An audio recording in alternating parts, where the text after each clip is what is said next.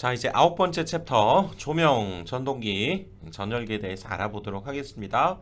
많이 필기와 이 부분은 겹치고요. 조명은 새롭게 우리가 등장한 거죠. 자, 용어부터 하나씩 살펴보도록 하겠습니다. 자, 조도는 대상면에 입사하는 빛의 양을 뜻합니다. 여기 어떤 여기에 밝기를 우리가 따졌을 때 여기에 입사하는 빛의 양을 조도다 이렇게 얘기하고 LX 이렇게 쓰고 단위는 룩스라고 있습니다. 룩스. 그리고 자, 광도 우리가 I로 표현하고요. 얘는 칸델라라고 있습니다. 칸델라고요.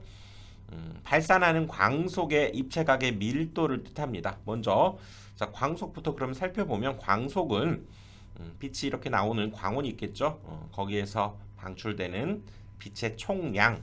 그래서 우리가 자속 그럴 때 어떤 묶음 그렇게 얘기했었죠. 여기도 어떤 빛의 묶음이다 이런 의미가 들어있고요. F로 표현하고 단위는 루멘이라고 있습니다.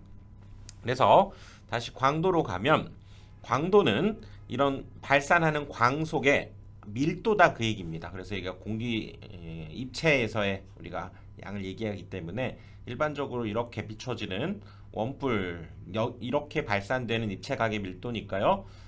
우리 이거 필기 시간에도 봤었죠.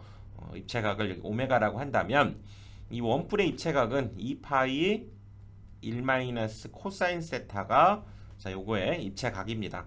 그럼 코사인 세타는 뭐냐? 여기 이런 직각삼각형을 만들었을 때 이때 각 이걸 세타다 이렇게 얘기하고요. 자 이면 요거의 반지름을 r이라고 하고 이때의 높이 h라고 한다면 그렇죠? 여기 피타고라스 정리에 의해서 여기 빗변은 루트 r제곱 플러스 h제곱 이렇게 되죠. 그래서 코사인 세타는 결국 이것분의 요것분의 요게 되는 거죠. 그래서 이 코사인 세타 대신에 여기 들어가게 됩니다. 그래서 분모에는 이 원뿔의 입체각인 2파이 1 코사인 세타가 오게 되고요. 자, 광속은 그렇다면 광도 여기에 들어오는 빛의 양의 이건 면적을 곱해주면 되겠죠. 전체 면적을 곱해주게 되면 광속이 만들어지니까 이 공식이 그렇게 해서 만들어지게 됩니다. 다음은 이제 휘도인데요. 휘도 우리가 B 이렇게 쓰고요. 단위는 이걸 NT 그래서 니트라고 있고 얘는 스틸브라고 있습니다. 그래서 휘도라고 하는 것은 얼마나 눈부신가를 나타내는 정도를 뜻하고요. 조명을 바라봤을 때 얼마나 눈부심을 느끼게 되는가라고 나타내는 정도. 그래서 1 스틸브는 칸달라 퍼 제곱 센티미터다 이거와 같고요. 또 10의 세제곱 니트 이 단위와 같습니다. 기억을 해두시고요. 그 다음에 광속 발산도라고 하는 것은 단위 면적에 대한 발산 광속의 비다 그 얘기죠. 그러니까 우리가 광원이 이렇게 있을 때 전체적으로 나가는 이 빛의 양을 우리가 광속 F라고 표현했다면 이건 단위 면적 어떤 뭐 입체니까요. 전체적으로는 같은 거리에 있는 건 9에 해당되겠죠. 근데 어떤 면적이 이렇게 있을 때 거기를 빠져나가는 광속의 비율을 뜻하기 때문에 그 광속을 면적으로 나누고 이때의 요 에타 요것은 일종의 효율입니다. 효율. 그래서 요것은 타우 투과율과 얘는 흡수율을 뜻합니다. 어떤 거에 투과율과 흡수율까지 주어진다면 그 효율까지 곱해서 뒤에 나오니까요. 이건 효율에 해당되고요. 결국 우리 9에서의 여기 광속에 해당되는 것은 4파이 i 요거 기억을 해두셔야 되고요. 그리고 9의 면적 4파이 r제곱 이렇게 해당되기 때문에 이거 약분돼 버리면서 또 여기까지 곱해진다면 뭐 이렇게 정리가 되겠죠. 그래서 광속 발산도는 r로 표현하고요. 얘는 레드룩스로 있습니다. 단위는. 그래서 그때의 광속을 면적으로 나눈 것이다. 그리고 9에서의 광속이 4파이 i라는 거 기억을 하시고요. 다음 감광 보상률로 갑니다. 감광 보상률은 이 점등 중에서 우리가 광속이 점점점 당연히 줄어들겠죠. 광속의 감퇴를 예상해서 소요 광속의 여유를 두는 정도를 감광 보상률이다 이렇게 얘기하고요. 우리가 D로 표현합니다. D로 표현하고 하지만 또 유지율 또는 보수율이라고 하는 값인 M과는 서로 역수관계가 있다. 요걸 기억해서 나중에 우리 조명의 등수를 계산할 때 사용되는 값으로 쓰이게 되니까요. 감광보상률은 광속의 감퇴를 예상해서 그 여유를 두는 정도다 기억하시고요. D로 표현하고 유지율, 보수율과는 서로 역수관계에 있다라고 하는 것 기억을 해두시면 됩니다. 다음 조명률은 사용 광원의 전 광속과 작업면에 입사하는 광속의 비. 등을 만약에 달았어요. 우리가 등을 달았을 때 그 광원에서 나온 전체 광속이 있는데 실제로 우리가 작업면에서 들어오는 즉 사용하는 이 광속의 비율이 얼마냐 이걸 나타내고요. 이 감광보상률, 조명률, 유로 표현하는 이 값은 방금 말씀드린 대로 등수 계산할 때 쓰이는 그런 수치가 되기 때문에 이런 값이 있구나 정도 기억을 하시면 되겠고요. 그 다음에 조명 효율에는 램프 효율이 있습니다. 소비 전력을 얼마를 사용하는 등이 있는데 거기에서 나오는 광속을 나타내는 값, 그래서 램프 효율이고요. 즉 소비 전력에 대한 발산 광속의 비율. 그리고 발광 효율은 실제적으로 나오는 거기에서 전체 빛의 양, 방사속에 대해서 이건 전체 에너지를 뜻합니다. 그래서 그거에 대한 광속을 뜻하고요. 방사속에 대한 광속의 비율. 그리고 앞에 말씀드린 대로 글로브의 효율은 우리가 투과율을 타우, 반사율을 로우라고 했을 때 1 반사율분의 투과율 이렇게 나타낸다는 거죠. 그래서 전체적으로 우리가 어떤 물체에 빛이 들어와서 반사되기도 하고 투과되기도 하고 여기에 흡수되기도 하겠죠. 그럴 때 전체 반사되고 투과되고 흡수되는 비율을 합해보면 당연히 얼마입니까? 1이 되겠죠. 이런 관계가 있다는 거 또 기억을 해두시고요. 다음은 이제 온도 및 연색성에 대해서 알아보는데요. 우리가 이 조명에서 다루는 온도라고 하는 것이 여러 종류가 있습니다. 색온도, 휘도온도, 진온도, 복사온도 이렇게 되는데요. 전체적으로 온도가 높은 순서는 색온도, 진온도, 휘도온도, 그다음에 복사온도 이렇게 됩니다. 색진, 휘복, 색진, 휘복 기억을 하시고요. 이제 여기에서 색온도라고 하는 것은 어떤 광원의 광색이 어떤 온도의 흑체의 광색과 같을 때 그 흑체의 온도를 색온도다 이렇게 얘기하고요. 흑체는 뭐 블랙바디, 그래서 이제 모든 빛이나 에너지들을 흡수하는 그런 물질, 가상의 물질이죠. 그 광색과 같을 때 광원의 광색이 그 흑체의 광색과 같을 때 흑체의 온도를 색온도라고 합니다. 자, 휘도온도는 휘도가 같을 때의 역시 흑체의 온도를 휘도온도라고 하고요. 진온도는 실제 복사체의 온도를 진온도, 진짜 참진짜를 쓰겠죠. 자, 복사온도는 복사속이 동일할 때의 역시 흑체의 온도. 여기가 다 하니까 흑체의 온도라고 일단 할 수 있고, 진온도는 실제 복사체의 온도이고요. 그리고 광색이 흑체의 광색과 같을 때, 그 다음에 이거는 휘도와 같을 때, 복사속이 동일할 때, 역시 복사속이 같을 때 흑체의 온도 이렇게 기억해 두시면 되겠습니다. 다음은 이제 조도 계산으로 가보는데요. 우리가 조도라고 하는 것은 결론적으로는 앞에서 우리가 봤죠. 구를 중심으로 하기 때문에 구에서의 광속 4파이이고요. 면적, 구의 면적이 4파이 r제곱이기 때문에 4파이 이렇게 약분되면서 r제곱분의 i 이렇게 되면서 거리의 제곱에 반비례한다. 거리 역제곱의 법칙이다. 이렇게도 얘기합니다. 즉 거리가 멀어질수록 상당히 밝기가 줄어든다 라고 하는 것을 의미하겠죠. 그래서 자, 입사각은 이제 코사인 법칙이다 이렇게 얘기하는데 우리 자, 빛이 지금 이렇게 있습니다. 여기에서 아무튼 일단 조도는 광도에는 당연히 비례하게 되는 거죠. 그리고 거리의 제곱에 반비례하게 되고 코사인 세타에 이제 비례하게 되는데 그 이유를 보면 지금 이렇게 지금 입사되는 곳에서 얘가 이렇게 만약에 휘어진다고 하면 처음 이렇게 있을 때 요 상태보다는 즉 우리가 직각으로 우리가 빛을 받을 때보다는 이 각에 의해서 세타만큼 기울어진 요걸 받을 때 이 값은 이만큼의 빛을 받는다. 조도가 이거였다면 이 각에 따른 요만큼으로 줄어들게 된다. 그 얘기죠. 그래서 이것분의 요거의 비율인 코사인 세타를 곱한 값으로 r제곱분의 i였다가 거기에 만약에 이렇게 세타만큼 기울어져 있다고 하면 코사인 세타를 곱한 값만큼 얘가 줄어들기 때문에 코사인 세타를 곱한다. 이렇게 얘기할 수가 있죠. 다음은 이제 법선 조도, 그다음에 수평면 조도, 수직면 조도의 개념을 한번 보는데요.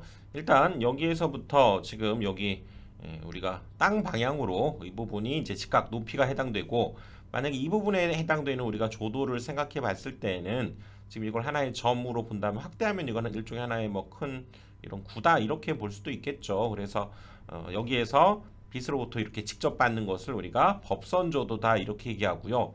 또 이 법선 조도를 각각 성분으로 좀 분해를 한 거죠. 이 방향의 조도를 수평면 조도, 이 방향의 조도를 수직면 조도 이렇게 얘기하는데, 일단은 왜 얘가 수평면 조도냐 그걸 한번 생각을 해보면, 일단 우리 이렇게 광원이 있을 때, 여기 작업면이 이렇게 있을 때 이 면에, 이 수평면에, 대지로부터 수평면에 받는 조도가, 이렇게 받는 조도가 즉 수평면 조도라는 거죠. 이 부분이 수평면 조도고, 또 이거에 상대적으로 얘가 수직이 되기 때문에 이것을 우리가 수직면 조도다 이렇게 얘기를 하죠.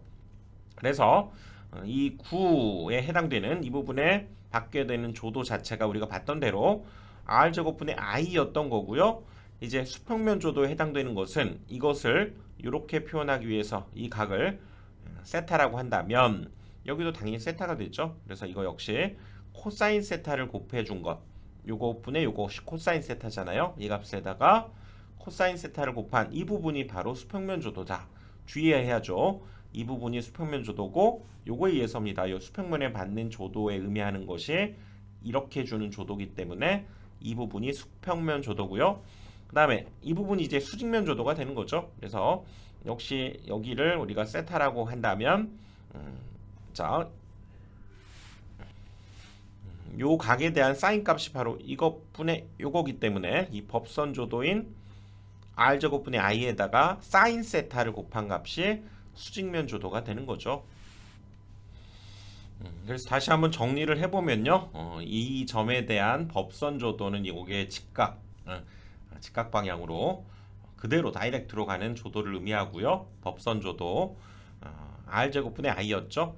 그리고 수평면 조도는 얘였죠. 이게 수평면 조도입니다. 거기에 r제곱분의 i에다가 이 각에 대한 지금 코사인 값이 곱해져야 되기 때문에 요거였고요. 또 이 r제곱, 요거의 제곱, 이거는 피타고라스 정리를 우리가 쓸 수 있기 때문에 요거, 또는 r을 이 h에 관해서 한번 표현을 한번 해보면, 코사인 세타가 지금 r분의 h가 되는 거죠. 그래서 이때 r은 얘네 둘이 자리 바꿔주면 되니까요. r은 코사인 세타분의 h, 이 값을 제곱해서 여기에 집어넣어서 정리한 값이 바로 얘가 됩니다. 요것을 여기에 집어넣어서 정리를 해보면 얘가 나와요. 그렇죠? 요겁니다. 그래서 그 다음에 이 부분이 이제 수직면 조도고요. 역시 r제곱분의 i에다가 이번에는 요 각에 대한 사인 값을 곱해야 되죠. 사인 세타가 되고요. 마찬가지로 여기 r과 h의 관계로부터 코사인 세타분의 h를 여기에 집어넣어서 정리하면 역시 이 값이 나오게 됩니다. 그러니까 뭐 이거 따로 외울 필요는 없고요. 여기에서 여러분들이 사인 코사인 과정만 이해하게 된다면, 이 법선조도, 여기 수평면조도, 수직면조도만 잘 이해하시면 또 이 r과 h 사이 관계로부터 다 이끌어낼 수 있는 식이다 이렇게 얘기할 수 있네요. 다음은 이제 조명 설계로 가봅니다. 조명 기구를 어떻게 배치할 것인가 해서, 광원의 높이는 우리가 천장의 높이에서 작업면의 높이를 빼야 됩니다. 다음 그림과 같죠. 지금 이 광원의 높이는 실제로 이제 이 부분의 높이를 의미하는 거여서, 만약에 이것이 등이 지금 천장이 이렇게 함께 붙어 있는 음이라면, 이 부분의 높이를 구하기 위해서는 이 천장의 높이에서부터 여기 작업면의 높이를 빼줘야만, 그렇죠? 여기 광원의 높이, 실제로 우리가 작업을 하는 이 조도가 중요하기 때문에 천장의 높이에서 작업면의 높이를 뺀 것을 광원의 높이로 합니다.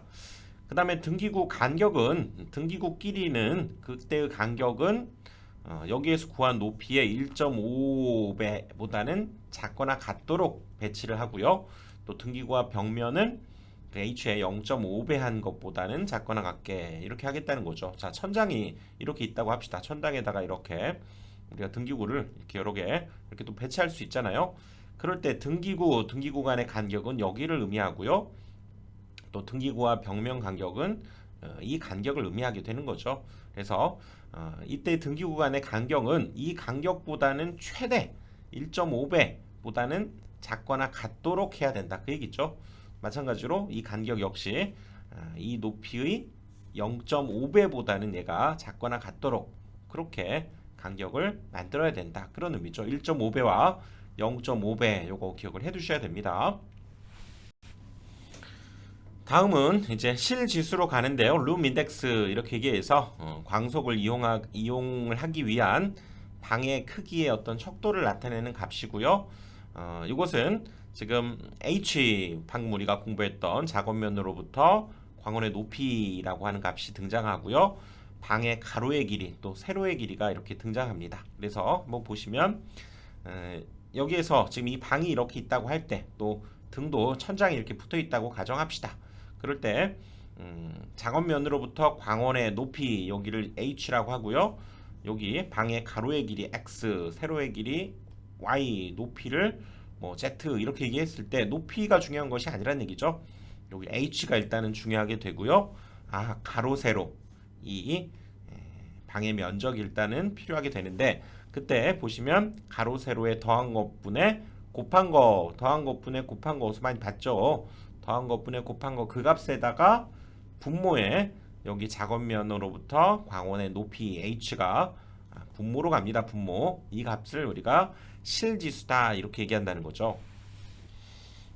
그래서 이 실지수 값을 우리가 어떤 값이 이렇게 주어지면 이런 값들은 뭐 연속적으로 갖는 값이기 때문에 실지수가 어떤 값이다 이렇게 규격화해서 정해놓은 값들이 있는데 이것들 역시 여러분들 기억을 해 두십시오. 근데 이거 사실 기억하는 게 굉장히 복잡하게 보여도 많이 복잡하지 않습니다. 예를 들어서 아무튼 요거에 해당되는 값의 실지수는 3.0이고 뭐 기호로는 C 뭐 여기서부터 A, B, C, D, E, F, G 뭐 이렇게 나가는 값이고요. 이거를 외우는 방법은 다음과 같이 외우면 됩니다. 자 이렇게 외우시면 됩니다. 자 어떻게 외우냐 실지수에 실제로 해당되는 값은 여기 543만 여기 딱 기억하면 됩니다. 5, 4, 3 이렇게 있습니다. 나머지 이제 이걸 통해서 채워갈 수가 있어요. 자 여기 보시면 543을 하나 적고 그 다음 3개는 요거에 딱 반절씩을 적어주면 됩니다. 5의 반절 2.5 4의 반절 2 3의 반절 1.5가 되죠. 다음 그 다음 3개 역시 요거의 반절을 적는다고 생각하시면 됩니다. 요거 반절 얼마? 1.25 요거의 반절 얼마? 1 요거의 반절 0.75죠. 근데 이것은 0.8이 됩니다. 요것만 기억하시고요. 그 다음에 0.6 이렇게 하면 실지수 값이 어떻게 되는지가 다 결정이 됐고 그 다음에 범위는 요 둘의 사이값을 여러분 생각해 보면 됩니다. 5하고 4의 평균 중간 사이값 얼마입니까? 4.5죠. 4.5 그리고 요 둘의 사이값 위에다 일단 한번 적어 봅니다. 그럼 이것도 3.5가 되고요. 요 둘의 사이값 한 가운데 값이 얼마죠? 그러면 여기 3과 2.5의 한 가운데 값은 2.75죠. 2.75. 또 여기에 이 둘의 평균값 즉 한 가운데 값은 그럼 2.25 이렇게 되는 거죠. 이렇게 해서 이 둘의 한 가운데 값들을 여러분들 쭉 적어주시고 이 범위라고 하는 것 자체가 뭐냐면 여기 4.5잖아요. 여기는 그러면 4.5 여기가 이상이 되는 거고요. 여기에 해당되는 범위는 이제 이 범위를 적어주시면 됩니다. 4.5에서 3.5 이상 또 여기에 해당되는 것은 이 범위 3.5에서 2.75에 해당되는 것 여기는 2.75에서 2.25에 해당될 때 그때의 실지수의 범위가 뭐 2.5다 실지수가 2.5다 이렇게 얘기할 수 있다는 거죠. 이런 식으로 여러분들 적어주시면 되고요. 뭐 여기서부터 이건 알파벳 순서로 쭉 적어주시면 되는 거니까 그래서 여기에 있는 값을 보면 다시 한번 정리해보면 실지수가 543부터 시작한다고 그랬죠. 그 다음 세 칸은 요거의 반절인 2.5, 2, 그 다음에 1.5가 되는 거죠. 그 다음 세 개는 다시 요 세 개의 반절인 1.25, 그 다음에 요거의 반절인 1.0, 0.75인데요. 0.8 그러자고 그랬죠. 0.8 그리고 하나 더 0.6 이렇게 기억을 하시면 그리고 이 범위를 구할 때는 요 둘의 중간값, 평균값이라고 하면 되고요. 4.5. 요 둘의 평균값이 3.5. 요 둘의 평균값이 2.75. 요 둘의 평균값이 2.25. 요 둘의 평균값이 1. 여기가 38일 겁니다. 그다음에 이 둘의 평균값이 1.12 이런 식으로 우리가 구한 뒤에 요 사이 범위를 여기에 적어주시면 돼요. 요거와 요거 사이 범위, 요거와 요거 사이 범위 이렇게 하니까 이거 외우는 거 정말 어렵지 않습니다. 여러분들 실지수표 기억을 해두셔서 어떤 값이 나왔을 때 우리가 실지수 값은 뭐 예를 들어서 4.27이 나왔다. 그러면 실지수가 얼마냐? 이걸 계산했더니 4.27이 나왔다. 그러면 실지수에서는 여기에 들어가죠. 그래서 이것은 실지수를 4라고 한다. 이렇게 답을 해주시면 됩니다. 이렇게 해서 실지수까지 살펴봤고요. 다음 강의에서 또 이어가 보도록 하겠습니다.